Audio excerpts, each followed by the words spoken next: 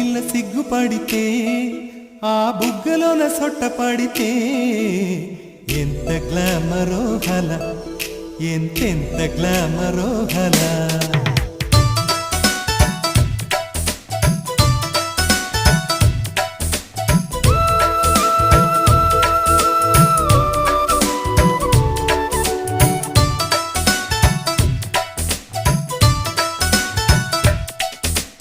ఆడపిల్ల సిగ్గుపడితే ఆ బుగ్గలోన సొట్ట పడితే ఎంత గ్లామరో గల, ఎంతెంత గ్లామరో గల.